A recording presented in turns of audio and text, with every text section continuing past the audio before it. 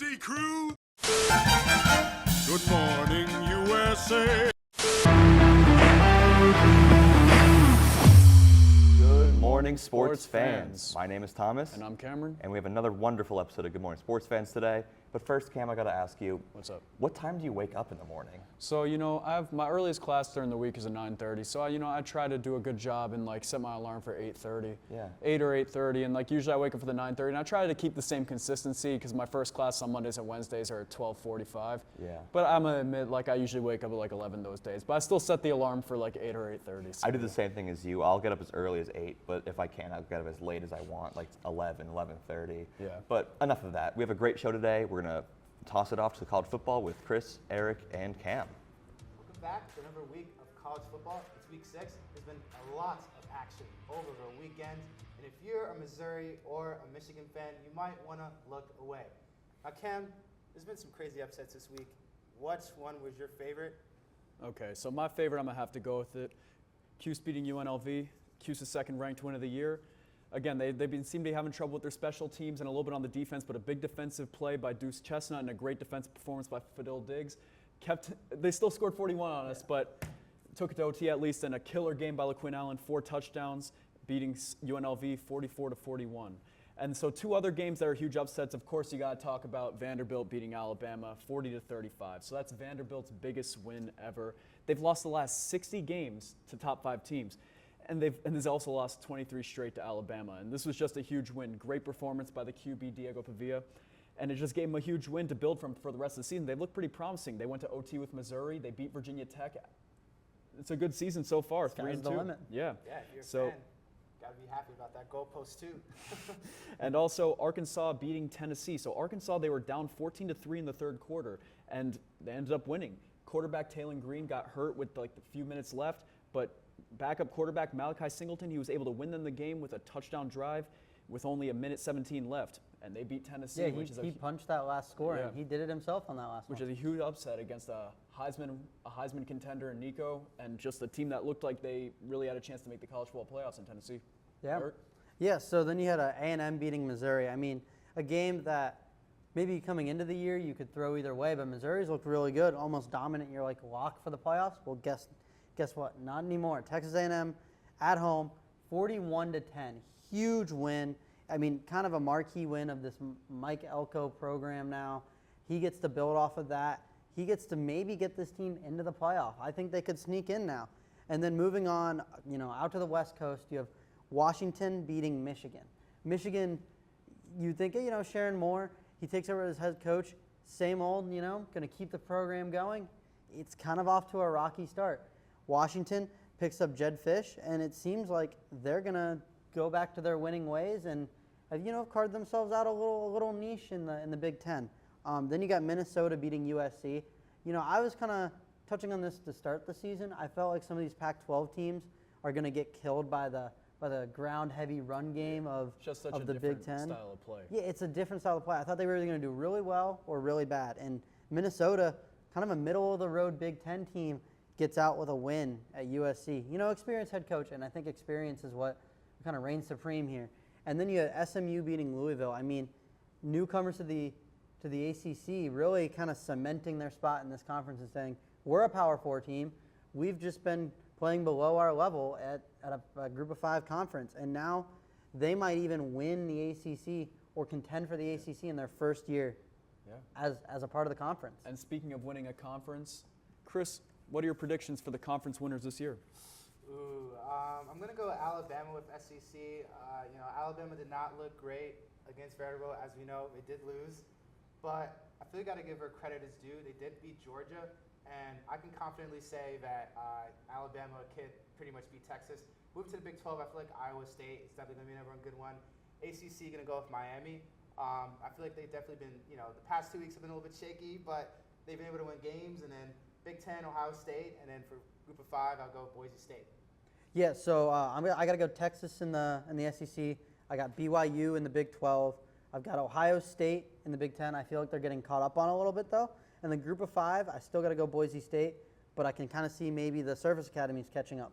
And quick for me, I'm going to go Texas winning the SEC in their first year, In the Big 12, I'm going to go Kansas State winning. I like their schedule. They don't have to play a lot of the really good teams in the Big 12. ACC, I'd like to say Cuse, but I'm going to still stick with Miami. But, if Cuse keeps winning these big games, maybe. Big 10, I'm going to go Ohio State, as everyone else said. And the Big 5, Group of 5, I'm going to go either Boise State or Liberty. Liberty doesn't have an easy schedule, but I think Boise State is the better team. And now we're going to kick it to the MLB playoffs with Leo and Ethan. Thanks, guys. Coming at you with some playoff baseball. I'm Leo Schaefer, Ethan Kolperman on my right. Ethan, first time in MLB history that all divisional series are tied at 1 game apiece currently with the new format. Ethan, the underdogs have been very prominent this postseason.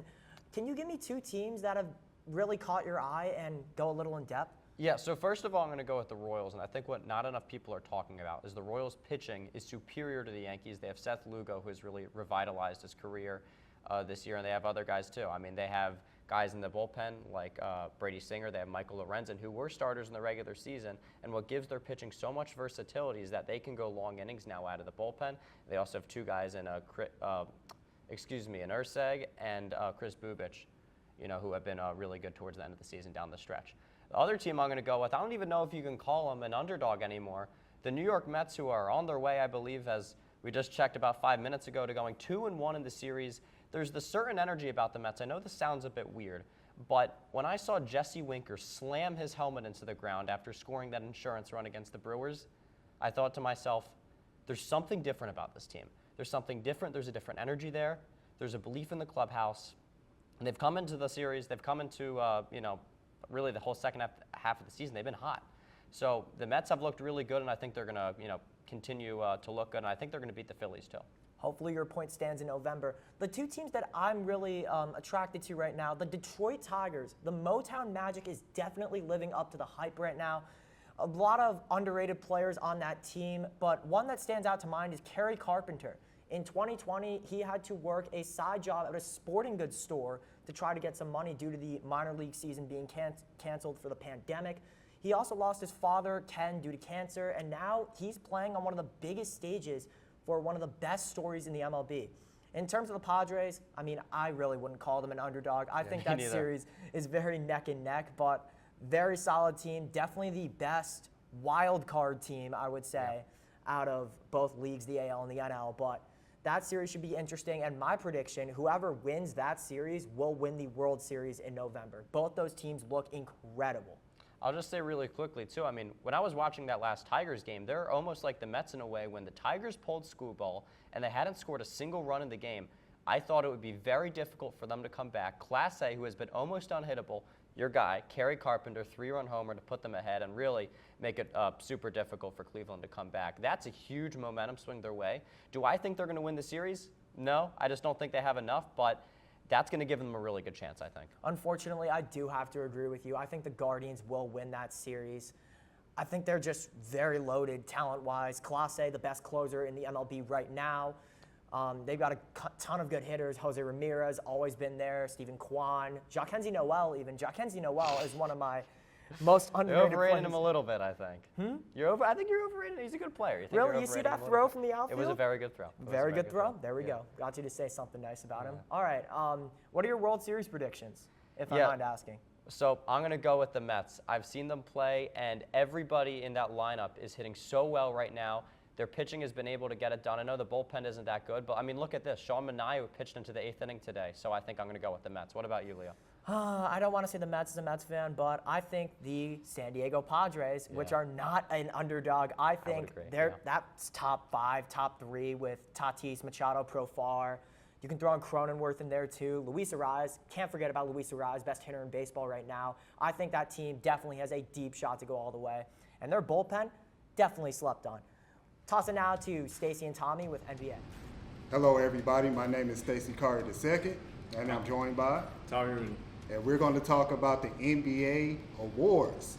We got our top candidates for all the major award categories, and we're just going to go through them one by one, starting with MVP. Tommy, who's your front runner for NBA MVP? I need you to know something, Stacey. Okay. Joel Embiid is the best basketball player on planet Earth, and I'm not going to listen to everybody who hates on him, because I will say that everybody has a little bit of bias, and my bias goes fully towards Joel Embiid. Before he got hurt last season, had the meniscus injury, he was averaging 35 points a game. That's the most ever by a center not named Wilt Chamberlain in the 1960s playing against guys wearing belts. Joel Embiid, when he was playing in the playoffs this year against the Knicks, which didn't unfortunately go his way, he was averaging 33 and 10 on one leg, and he had Bell's palsy. So if he can come back healthy, stay healthy, that's the major thing with Embiid. Best ability is availability with Embiid. If he can play healthy all year, I really think that it's going to be him for MVP this year. And especially with the addition of Paul George, taking some pressure off him, and the rise of Maxey last year, I feel like Embiid's going to have a great season. All right, nice. I got a name for you. Okay. Anthony Edwards. Yep. Minnesota Timberwolves. They just traded away Karl Anthony Towns to the New York Knicks. Now Anthony Edwards is the undisputed number one option on his team. I'm going to be looking for him to average in the 30s this year and keep the Minnesota Timberwolves towards the top of the Western Conference, get them to the Western Conference Finals. I still think even without Karl Anthony Towns, they still have the team to do that. And versus Joel Embiid, I think he's the more positively marketable name between the two. I think it's Anthony Edwards' time in this league, and he's going to prove that this season.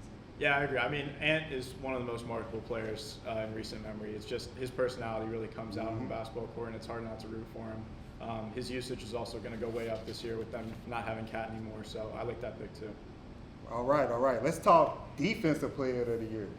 Who you got for Defensive Player of the Year? Well, I feel like this one is kind of the chalk pick, but I'm going with Wemby. I think that just the rise that he had over this past summer playing in Paris, like he looked amazing in Paris. Led the NBA in blocks last season as a rookie.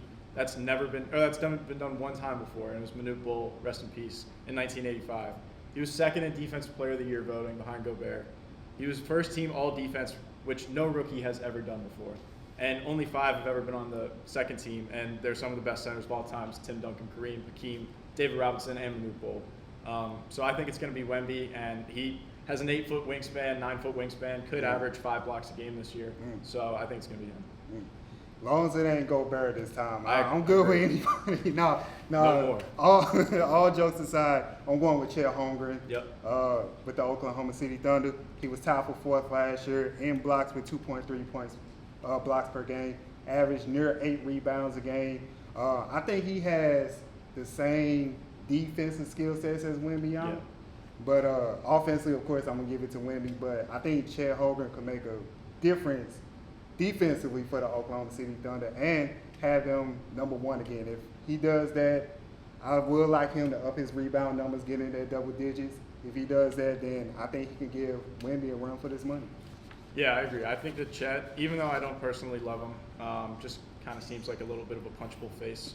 Don't have much to rationalize that, but I think that their team is very good, and he's a major part of that, so you got to give him his credit. Oh, yeah, definitely got to give him his credit. Now, let's go ahead and go to Most Improved Player of the Year. Yep.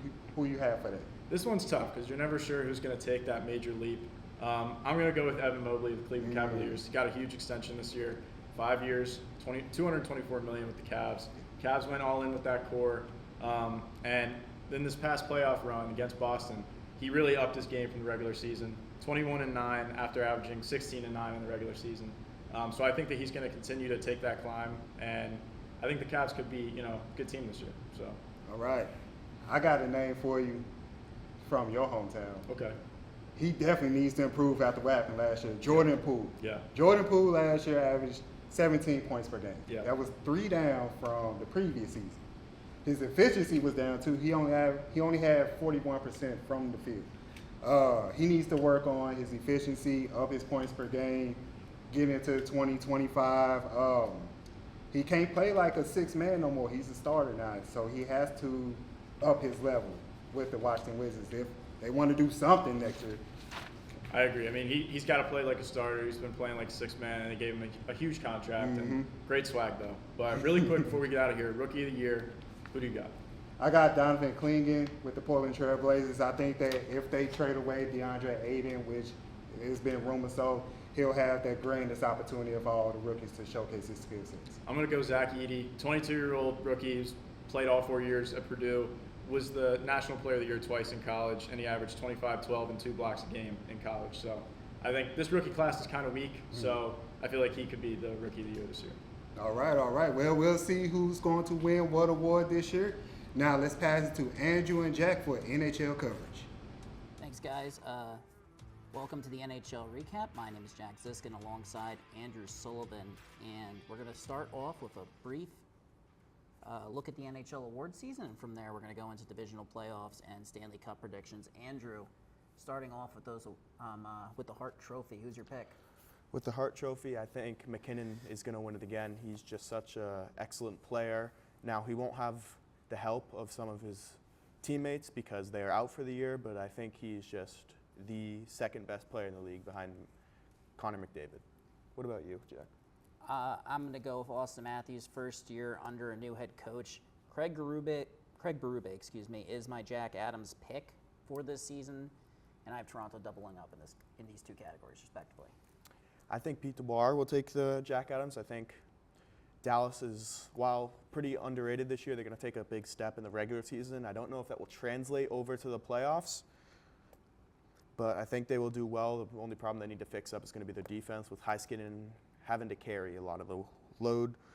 And I think for my Calder Award prediction, I think Michkov of the Flyers is going to take it. I think he's an excellent rookie, and he's going to have a great year. I can't argue with DeBoer and Mishov. I'm going to contradict you on both, though. I have Logan Stankoven, still has his rookie status, winning the Calder, and going back to Norris, I'm going with Heiskanen for the Norris out of Dallas. And you got your Norris picking? I think, once again, not to be a little boring, but I think it's going to be a repeat of last year. I think it's going to be Hughes. Quinn Hughes is just an excellent player overall. He really sums up that Vancouver team as a whole. There's a reason he's got the C on his chest. And for the Vezina, I think Jeremy Swayman is going to win it. He just got a big bag. It's his first year as himself by his own goalie. He's not going to have a tandem. He's not going to split games with anybody, and he's really going to show it this year. What about you, Jack? I agree with you on Swayman. Look, Jonas Korpisalo, he made the most saves in any NHL game in history of 85, and it feels like he's only made 85 since. That's an easy pick for me. Swayman's going to have a heavy workload. And turning our attention now to the Atlantic Division as we roll through these divisional predictions, I got Toronto finishing first.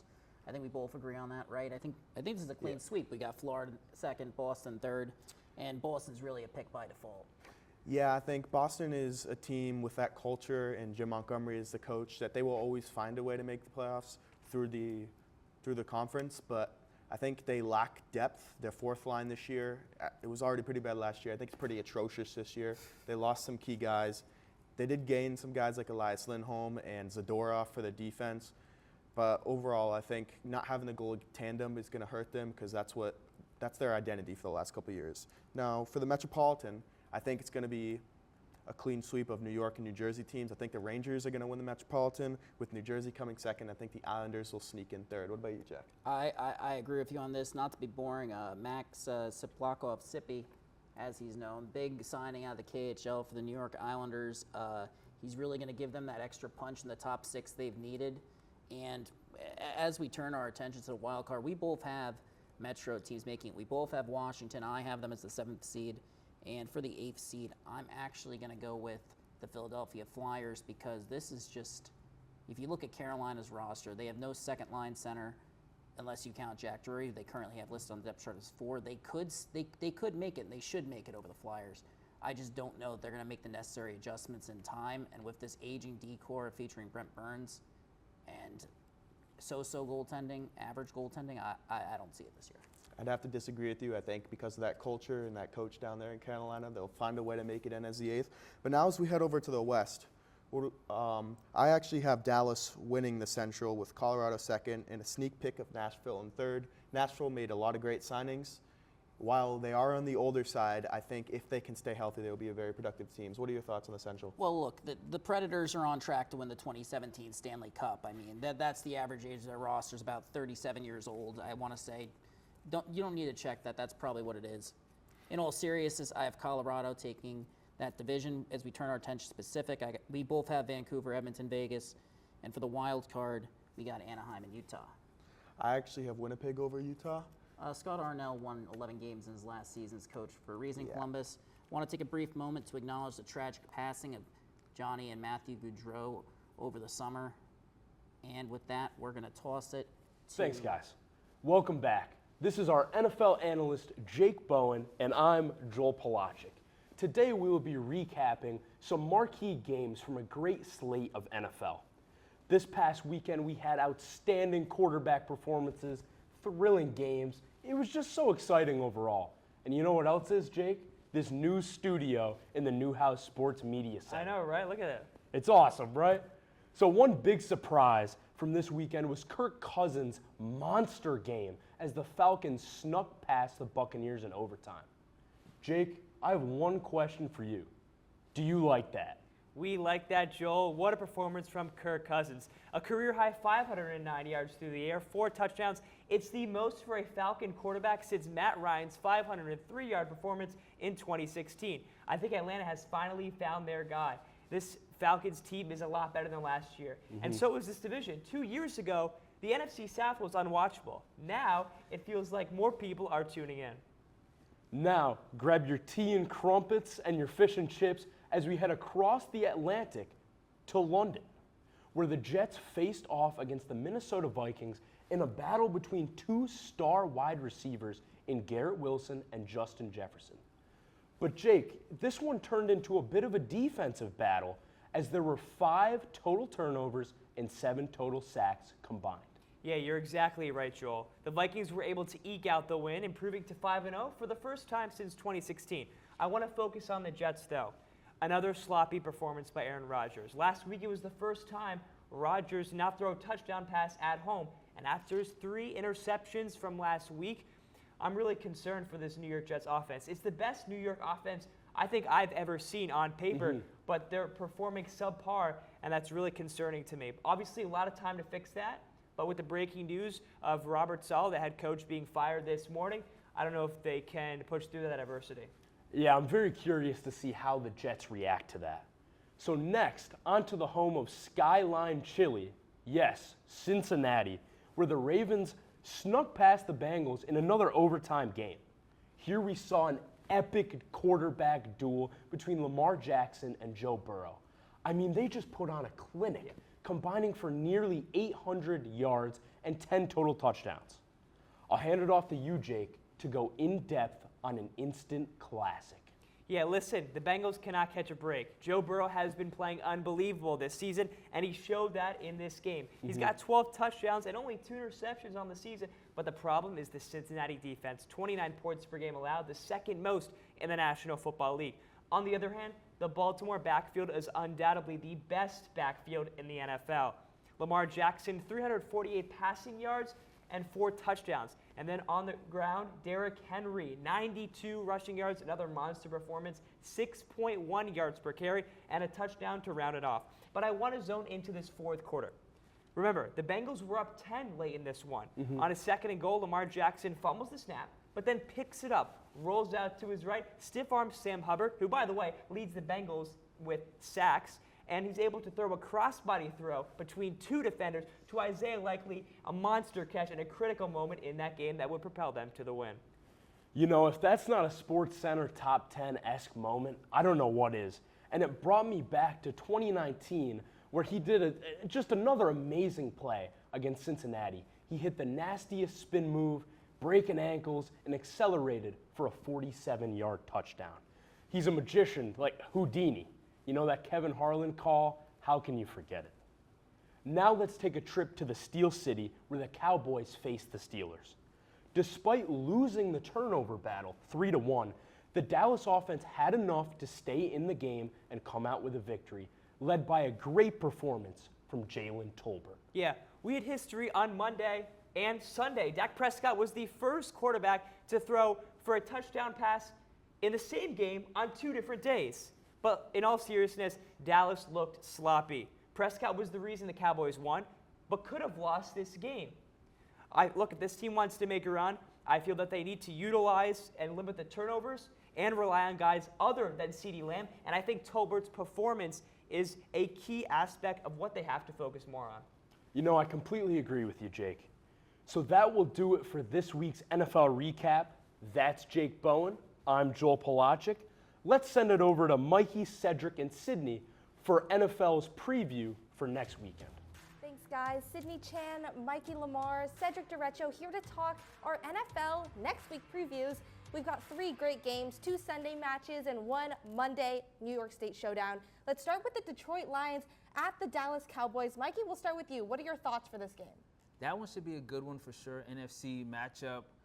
But the Lions, they're coming off a bye week. They're well rested, and they're on a roll. So I expect them to go in Dallas and beat a shorthanded Dallas team as well.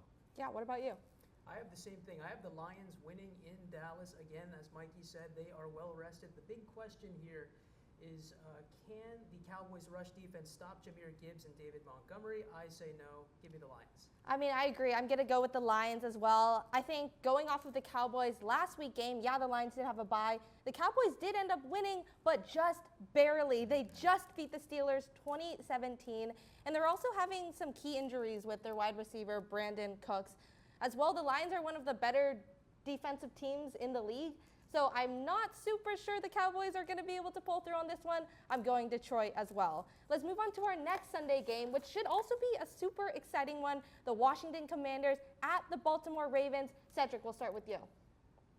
Jaden Daniels is playing at an uber high level right now. He's doing things that rookies just haven't done before. He took a little step back last week with the completion percentage, but give me Washington. Keep that hot train rolling. 5 wins in a row for the Commanders. How about that? Yeah. Me, I'm looking very forward to this game. I feel like it's a matchup between the present and the future, with Jaden Daniels really coming into his own and being the front runner for Rookie of the Year as well. It's gonna be a clash. It's gonna be a good one. But give me the Baltimore Ravens. They're hot. They're in a must-win situation, fighting for the AFC to get back to the top. I like the Ravens to win this one. Okay, I'm going to have to go with Cedric. I got the Commanders as well. I think, well, my mom is a huge USC fan, super fan. I'm probably going to get killed for saying this on air. But I agree. I mean, I think Jaden Daniels, even though he was the number 2 pick, has been outperforming Caleb Williams, obviously Trojan fam, by a ton. And I think if he's able to actually continue to stay on that role and capitalize on what he's been doing so far and continue connecting with his receivers, give me the Commanders as well. And finally, let's talk about our New York State showdown on Monday night. Buffalo Bills at New York Jets. Really quickly, Mikey, who have you got? I got the Jets. I just think with the firing, I think that was needed. I think Salah had to get out of there. And I think they're going to just have a revamped team. Yeah. And they're home as well, I believe. So give me the Jets. For sure. I'm going to have to disagree with Mikey again. Give me the Bills in this one. Sean McDermott is on the hot seat, especially with that clock management last week in Houston. I think that the Bills will play for him. The Jets are a team in turmoil right now after the firing of Rob Saleh. Give me the Bills in a close, ugly game. I'm going to have to go with Mikey on this one. I'm going to have to go with the Jets. Their offense is pretty terrible, but their defense is top-notch, and the Bills are very turnover-prone. So I think that the Jets, if their defense is able to hold on and give their weak offense a chance to actually score some points, I think the Jets are going to take that home field advantage and really capitalize on it. But yeah, that's all from us, Sydney, Michael, and Cedric. Thanks so much. Thanks for watching another incredible episode of Good Morning Sports Fans. And we're going to see you in 2 weeks when we skip a week for fall break. So we'll see you in 2 weeks.